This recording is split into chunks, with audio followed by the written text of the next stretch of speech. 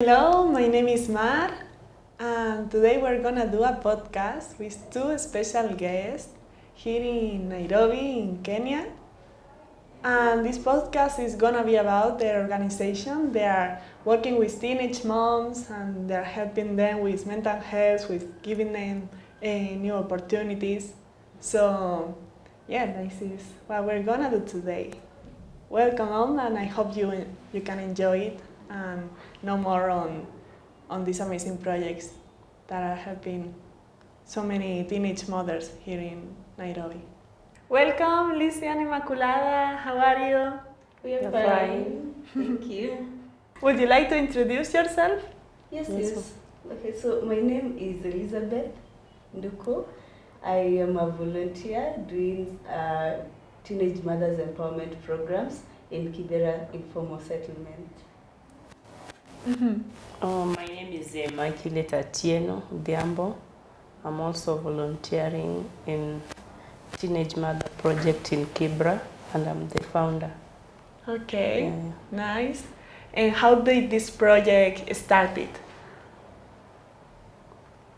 The project came up when I met my friend. I had an idea of a Teenage Mother Project, but I expressed my idea to my friend, Ade, which comes from Amare Coopera organization in Spain. I shared the idea, and he gave me courage to continue with the project, and he left me with that task. He went to Spain and left me to start the project. So I started, since I had a lived experience of teenage motherhood. I passed through all the stigmatization, so I knew all the challenges they are passing. So it was my passion to hold them, their hands. Yeah. Beautiful. And what are the main things you are doing in this project?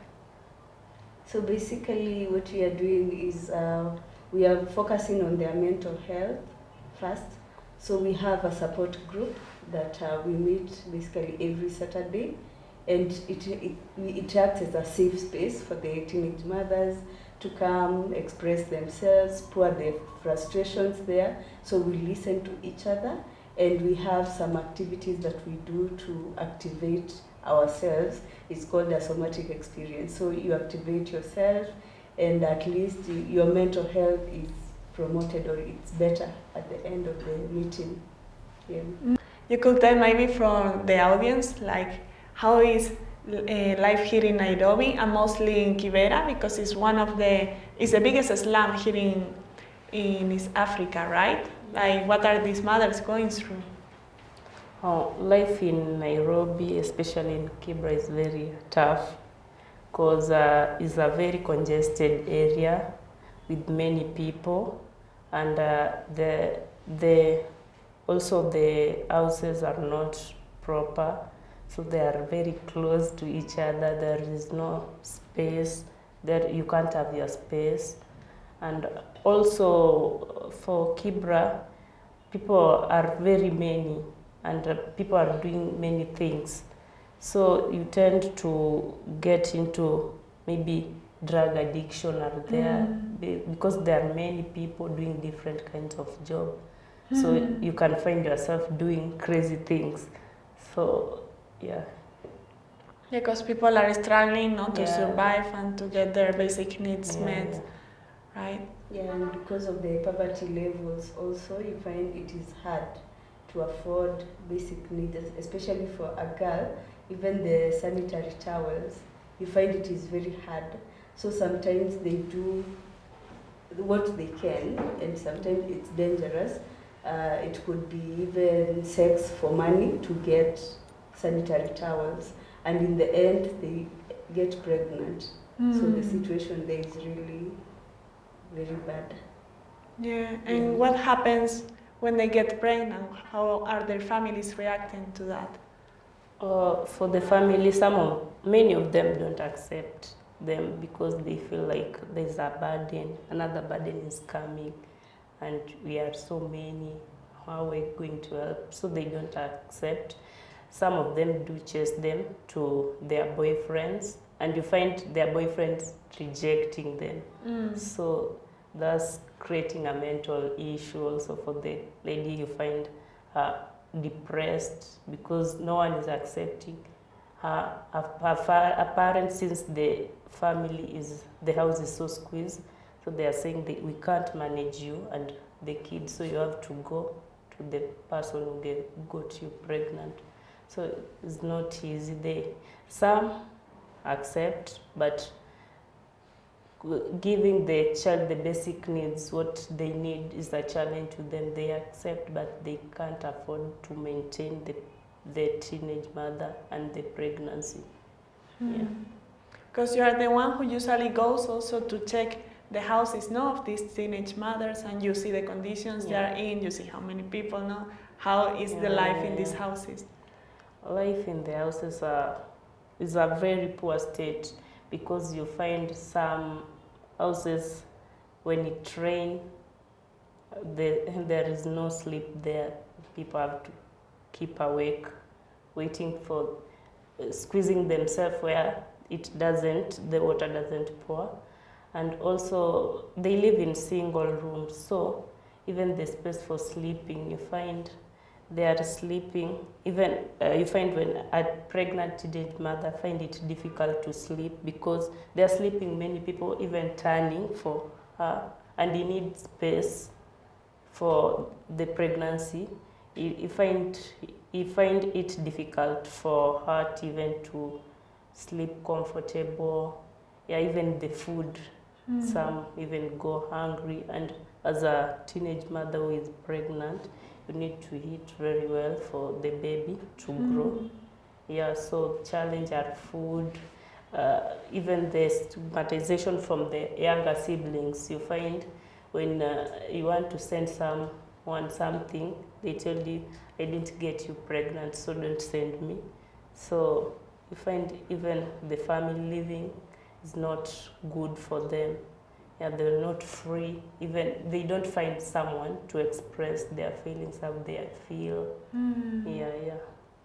Because this is mostly what you're doing with them, right? Yeah. Like you're creating this space so they can talk on how they're feeling, on what they're going through. How are these spaces looking like?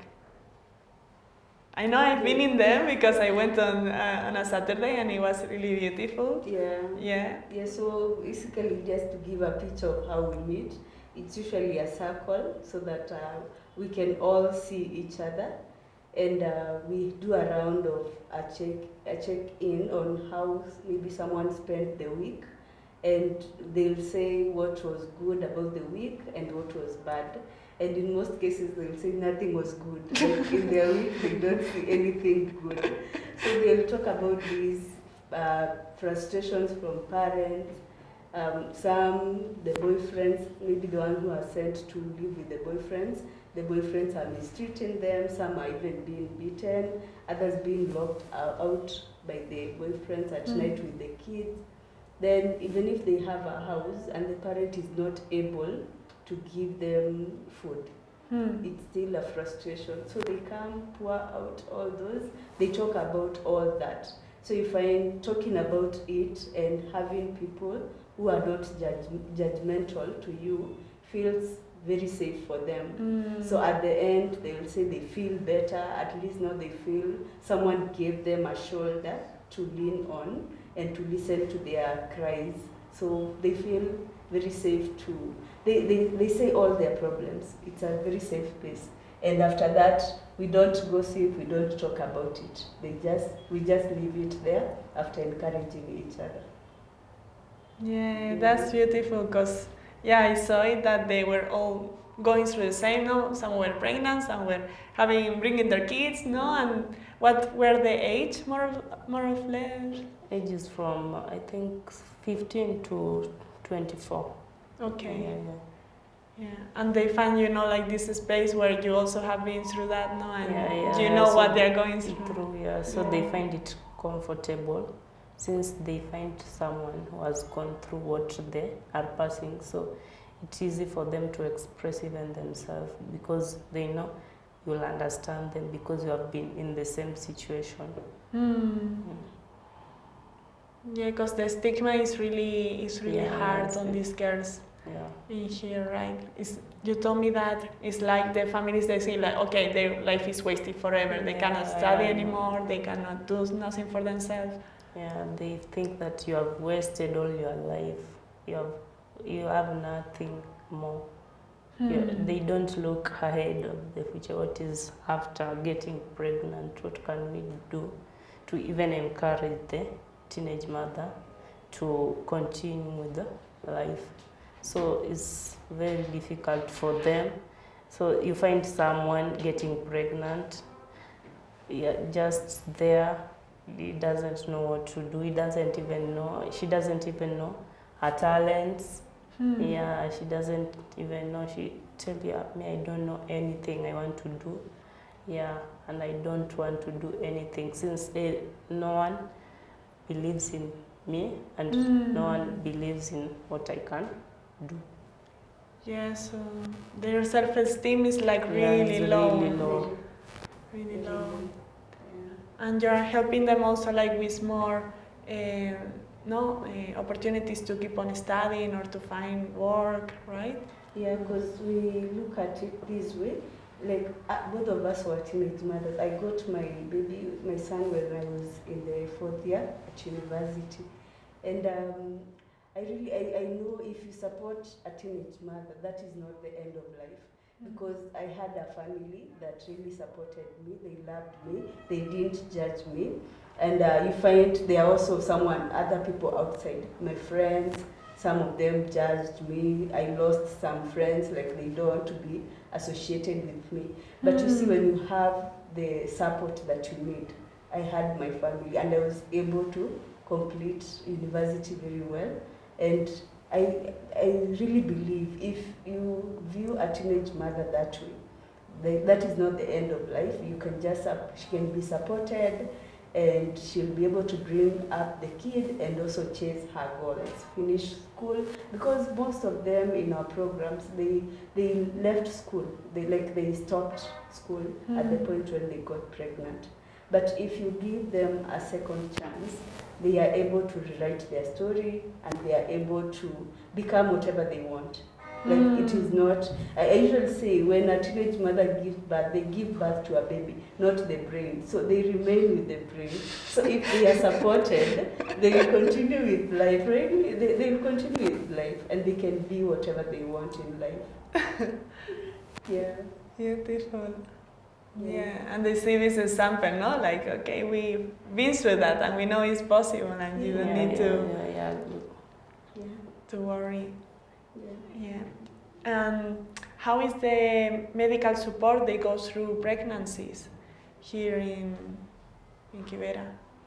Like for some of them don't go because they fear being discriminated, being judged. So they fear they remain. When they got pregnant, they don't focus on following up of the clinic, going to clinic to check up the kid, because they feel like there is no need even to check up for the kid. No one loves the person I'm carrying. So there is no need for me to even go to the clinic and even check about myself. So some go forcefully because maybe the parents are harsh on them. Go, you need to go to the clinic. And maybe some of them fear they might die, so I need to go to check myself if the baby is okay, if I'm in bad condition. Even maybe if he has fell, is when she will go to the clinic. And if not that, she can't go to the clinic. So most of them don't go to the clinic because they fear being judged. Yeah. And also apart from being judged, also even affording the services is hard for them, because someone will ask you, will I go for a checkup or eat? So they would rather eat. So their focus is having a meal, at least a meal, and they just say, we are okay, like it's growing, no complications, but they don't know if maybe the pregnancy has complications. They can never know because they are not going for their checkups. And you find someone even at the end of giving birth, at the point of giving birth, that's when they know they had complications. And this puts them at risk. The mother and the child, they might die, or the child can die. We have some in our program, the baby dies, or maybe the mother can die and leave the kid. So it's a risky affair, really, because they can't afford. Also, the services, the providers are also a bit discriminatory, so they don't go. Yeah, most don't go. Yeah. And when they deliver usually in their homes? Yeah, most of them deliver at home because the hospital maybe is a bit far. They can't afford the fare, so they'll have to call someone who knows how to deliver children, will help them. So most of them don't go to the hospital because you have to pay the hospital bill. Yeah. And is it in some situations that mothers, they get the children and maybe, like they put it into an orphanage, or they just leave it somewhere else? We have such cases. Some dump them. Yeah, when people are looking into the dump sites, they find them dumped there with the garbage. So sometimes they may just give birth and leave the baby, abandon the baby alive or dead. Yeah, so we have such cases. Yeah. Because they fear of being judged at home. You will be asked question, who gave you pregnant? So they'll just hide. They'll live at a friend place until she gave birth and throws the baby somewhere and goes like she's normal, she has not given birth. Yeah, but the guilt is the one which will push her, to look for the kid some other days. Yes. Yeah, like they're going through so many emotions, at the same time, and while being pregnant, it's like a lot for them. A lot. Yeah. But then, like having a space like you're giving them, like for them to feel like, okay, it's okay. What okay. You're going through. It's okay to get pregnant. It's okay to carry the baby, to show her love. So we encourage them not to abort, but to carry the baby with care. So, because you don't know what you are carrying, the next person, the generation will help you. So you have to take care of yourself.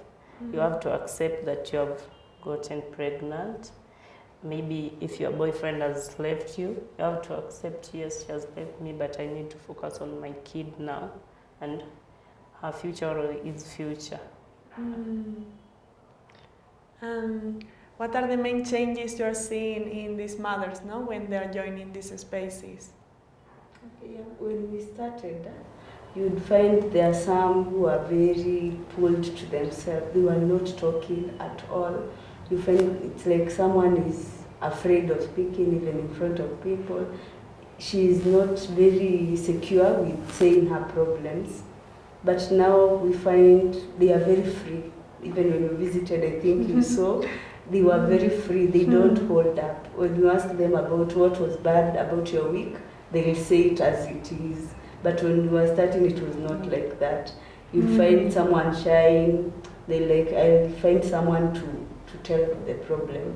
Like, I have a problem, but it is private. But these days, nothing is private for them. They'll say it. So that being free is a very big change that we have seen. Yeah, and also being committed to coming. They feel now that is the place. Like, they look forward to that Saturday when they come for the support group meeting. So, but before it wasn't like that. When we were starting, we didn't have people who are very consistent.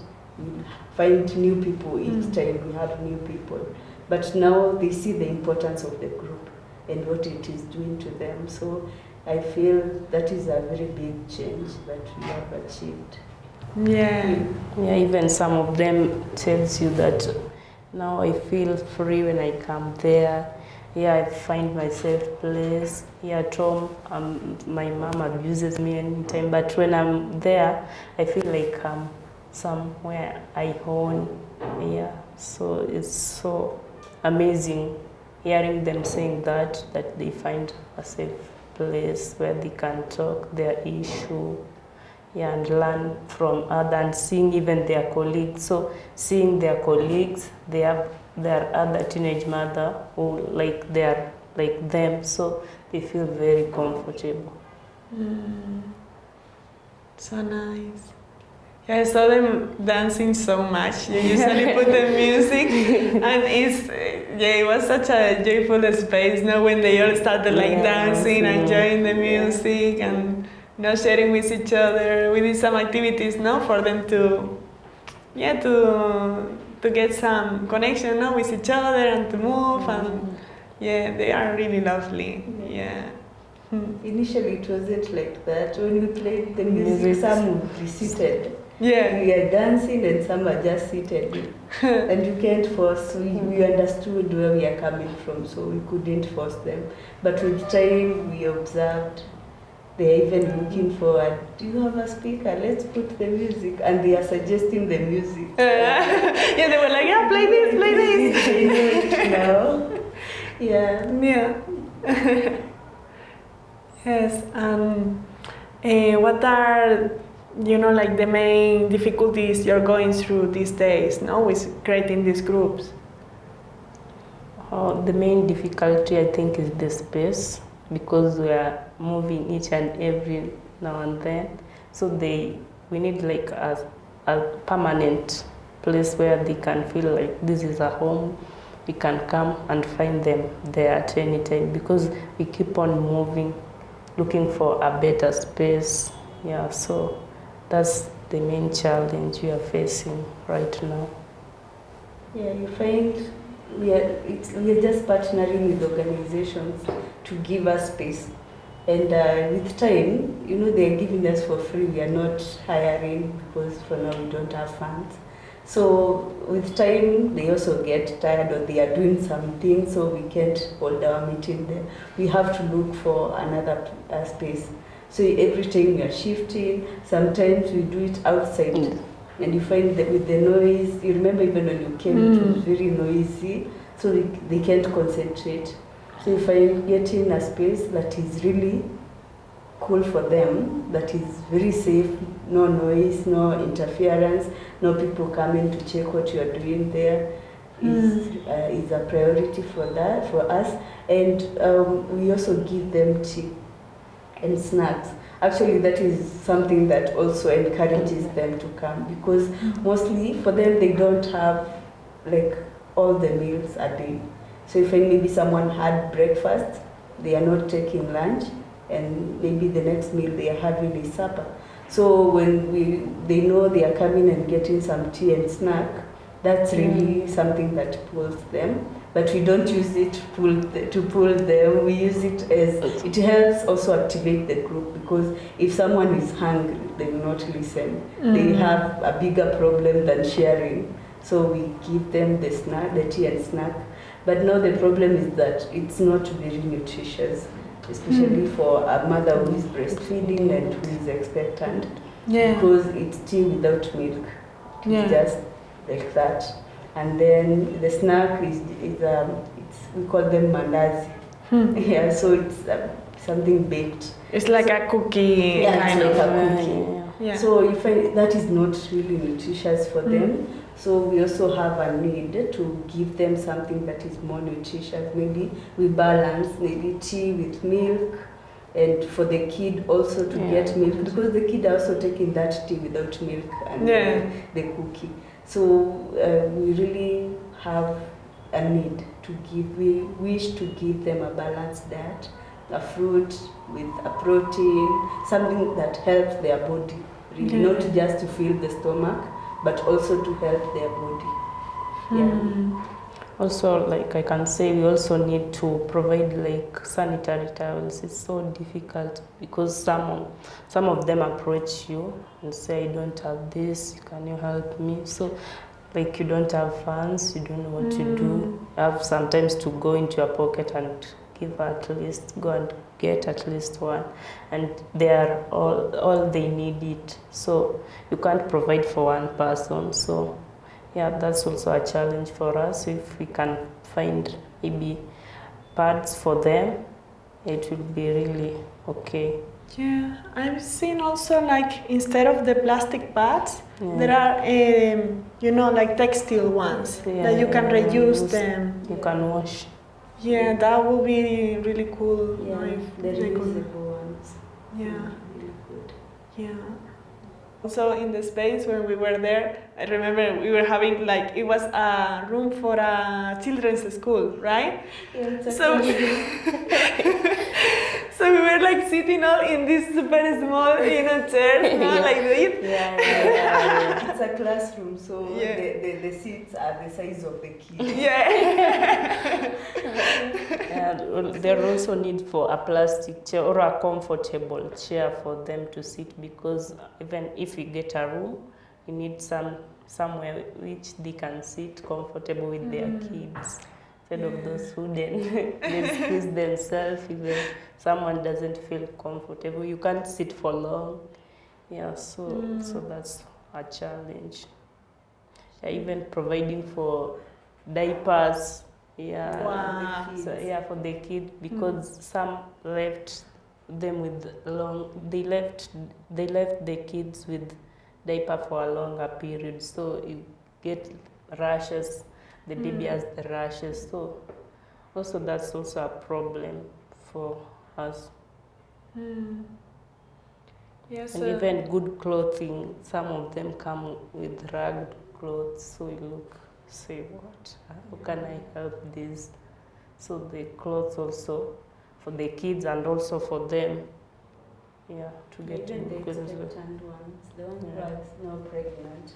Like someone will approach you, now we are really encouraging them to carry the pregnancy and the mental health, but in real sense she doesn't have the clothes for the baby. So she is waiting for a baby, but she doesn't know where she's going to get the diaper, the oils, the clothes. Yeah, so we are also planning also to start urging people to at least donate their clothes. Maybe if you had a baby and they no longer use them, they could donate to the program and we distribute amongst the mothers. Yeah, that would be amazing if people watching this would love to donate their babies too. Because it's like they use it for such a small period of time and then they dispose. Yeah. And you were talking also like you wanted to create a space, no, for them to kind of come together and even live, right? Yeah, sure. Yeah, like We a had shelter. her say when she was doing the home visits, the kind of the spaces they live in. So we really need to have a shelter. The plan, the goal is to have a shelter where we can accommodate the mothers for a period as we also empower them, because as we also continue the mental health program, we are also connecting them with opportunities in other organizations who are training them with skills. So we hope by the end of that training they also be able to get a job or start a business. So we hope also to have a shelter where they can live as they plan themselves, as we also support them either to start a business or to get employment. And also the babies will have a better place to live, where they have toys, it is friendly for them to live and play in. So yeah, that's our end goal. Also, we would love for some of them are being beaten by, some of them went in early marriage, so they are being beaten by their husbands. So we thought of creating a safe place also for them, those who are facing gender-based violence at home, because some of them are also being locked outside. You find someone calling you at night at maybe 12 a.m. telling you that I've been locked outside with my kids, so I don't know where to go. So yeah, that's what motivates us to open a shelter for such kind of teenage mother who are facing that kind of challenge.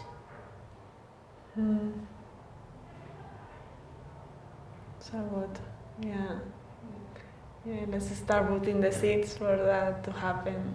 Because, yeah, I think they are really lovely, like these moms.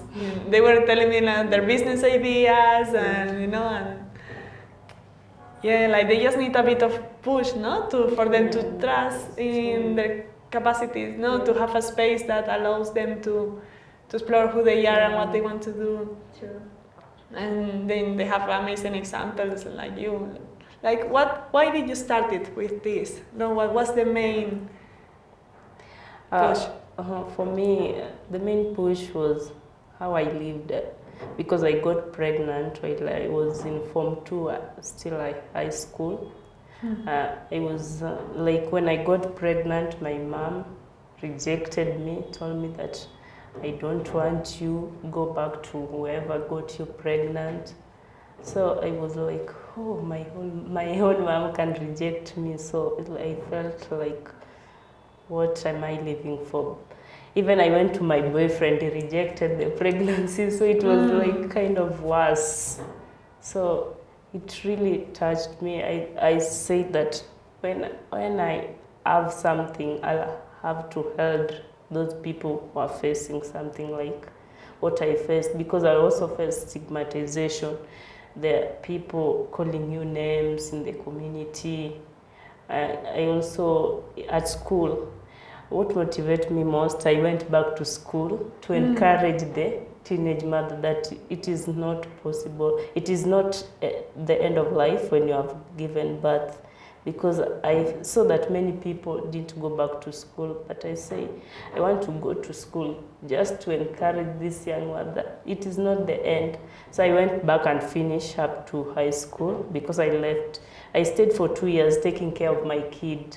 So I decided to go back and finish so that I can motivate those who are saying that they can't go to school, those they have stayed for long. So that encouraged me most to go, so that I can encourage other teenage mother.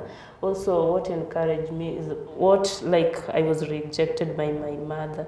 So I was thinking, what of those other teenage mother who are not even being shown love, who will listen to them, who will hold up their hands. So that's what drive me to start the project, to help those who are being rejected, who maybe their boyfriend rejected them, they don't have somewhere to talk. So I wanted to create like a safe place.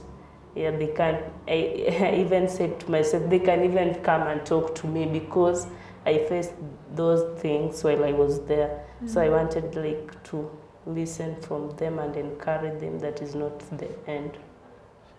Yeah. So beautiful.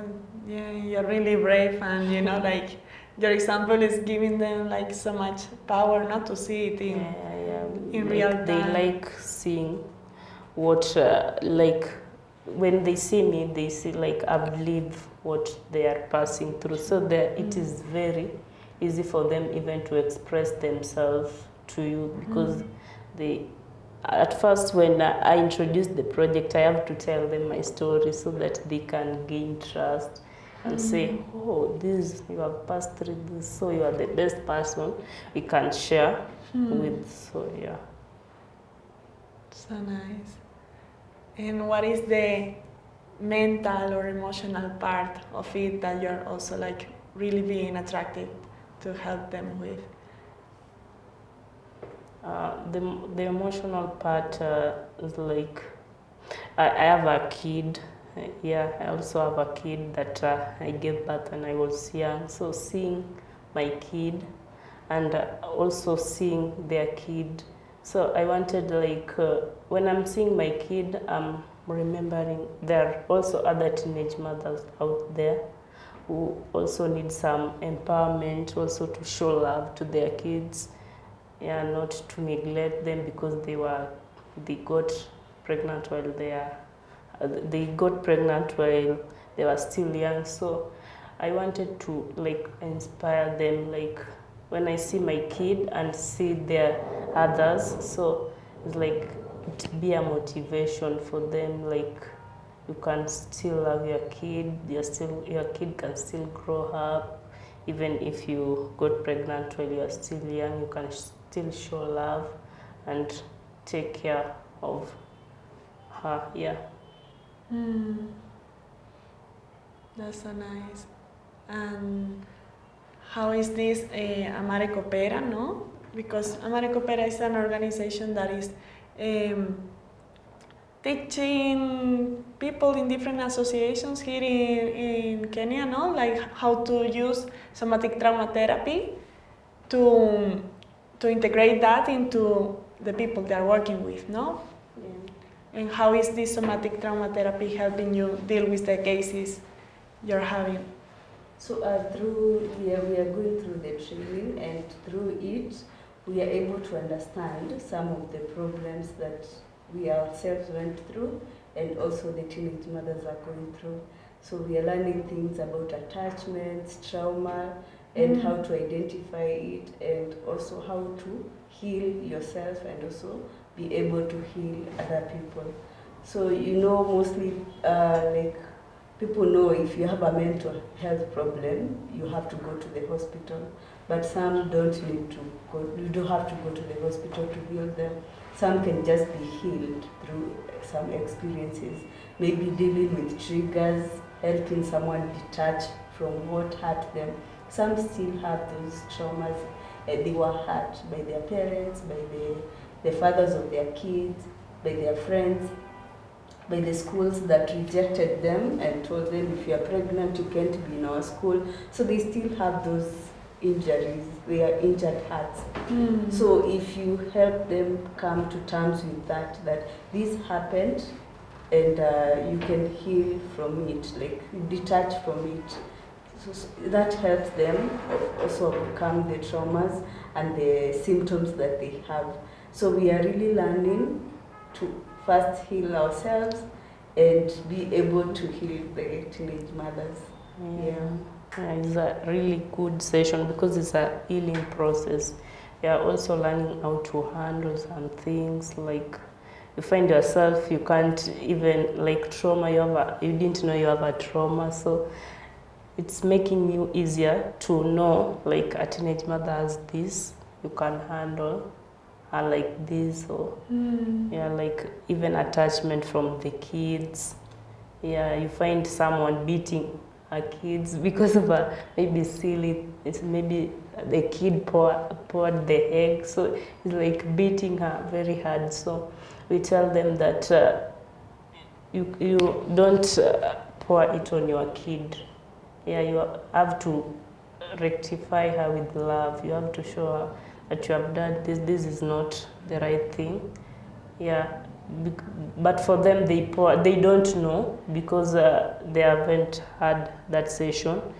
But for us, we know, and that's why we are taking them through, telling them that this happened. You have to take care of her. Tell her with love that he has done this wrong, and he has to do this, like not beating her, like not pouring all the frustration you have with her dad. Maybe you have quarrel, so you have to pour the frustration to the kid.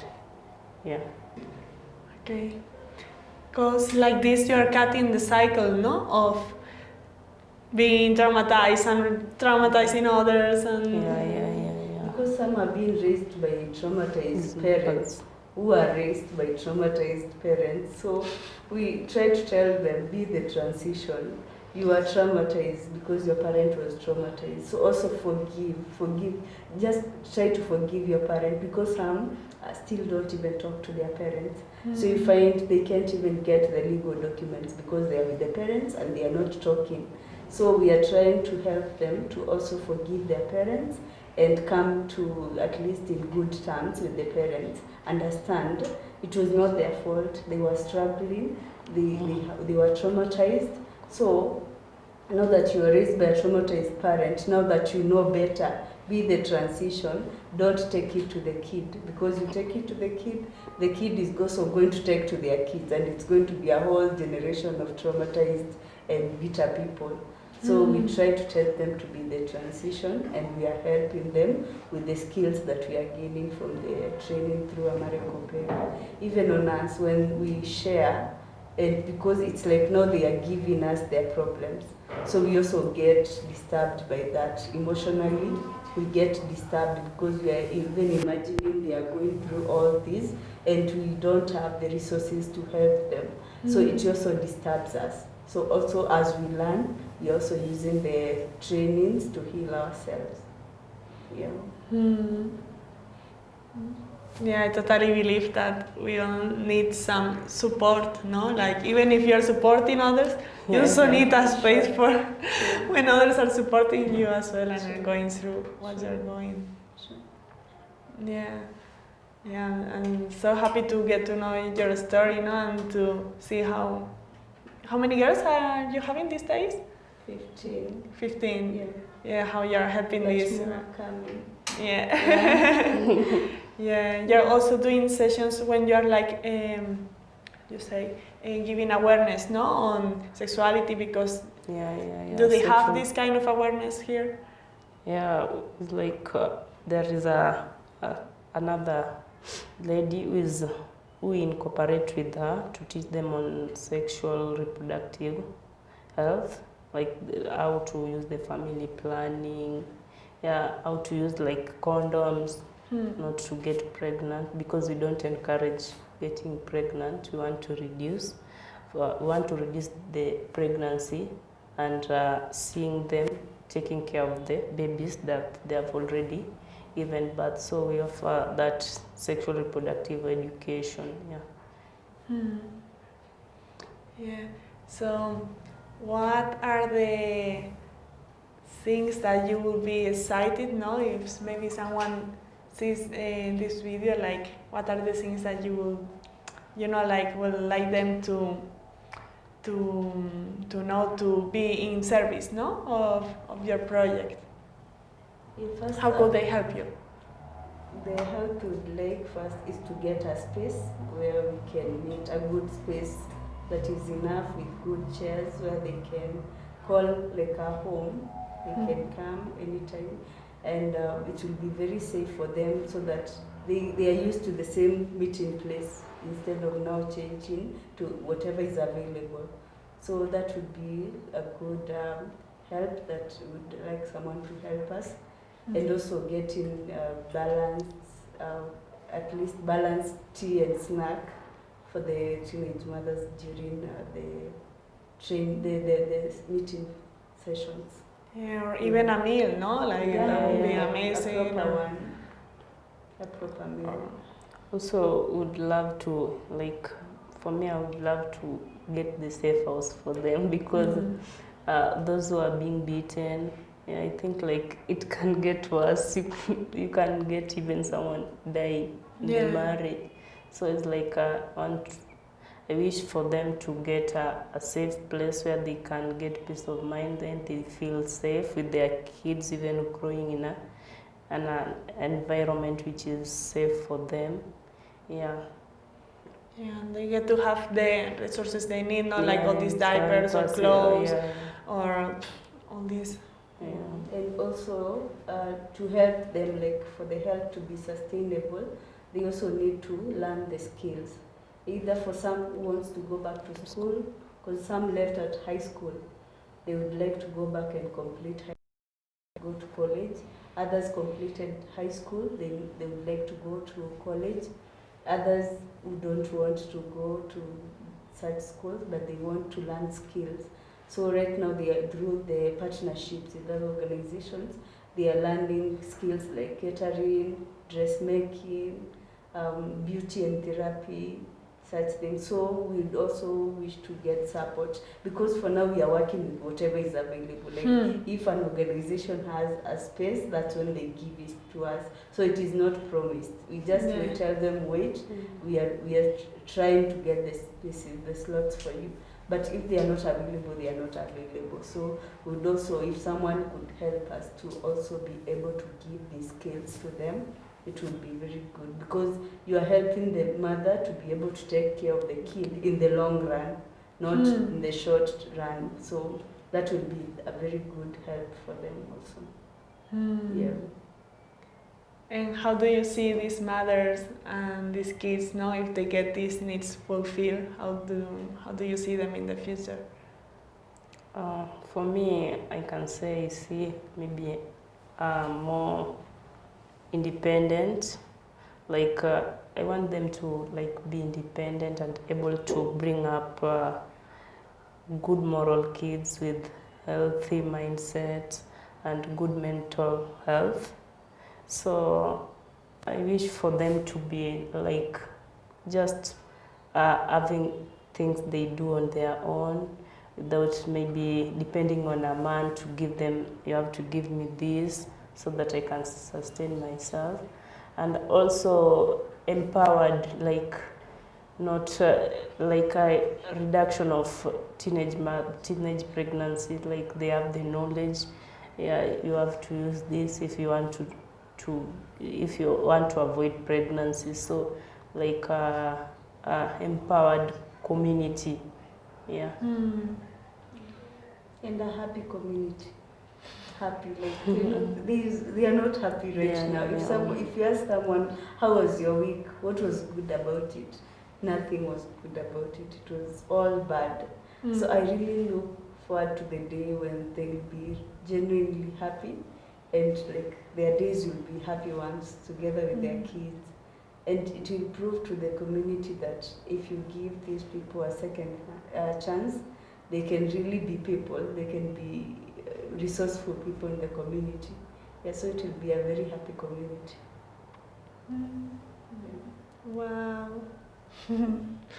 Yes, I would love to end it like this, because that's how we wish for, no? That you keep on doing this beautiful project, no, with this amazing woman and their children, that they can get this safe space and resources to keep on living their life, to keep on growing, to keep on sharing, and also putting the mental health part on it, no, and the emotions on it, and that they can feel safe, no, and that these things that here in Kenya they are not so talked, no, the mental and emotional perspective. So if anyone wants to, we're gonna do a crowdfunding for you guys, we hope that we can find people that keep on supporting this, and we would love also to see how you keep on evolving and sending us pictures. And the other day we took really cute pictures and videos of the session dancing. It was really lovely. I was so happy to be there, and I'm so happy to meet you. You're really inspiring. Thank you so much. Thank you for the opportunity and for having us. Thank you, girls. Thank you, really. So down in the description you have some link if you want to donate to this amazing woman here, this powerful woman, and of their tribe, of moms and children. So I hope you enjoyed this podcast, and we're gonna keep on bringing people with amazing stories, with amazing projects it's amazing, that they get to have a voice to share it and to go to other parts of the world. And I'm from Spain, and I know that many people don't know how life is here or what are you going through. So it's really connecting all of us and bringing us closer together, and taking care of all of us, even though we are far in distance. Okay, thank you so much for listening.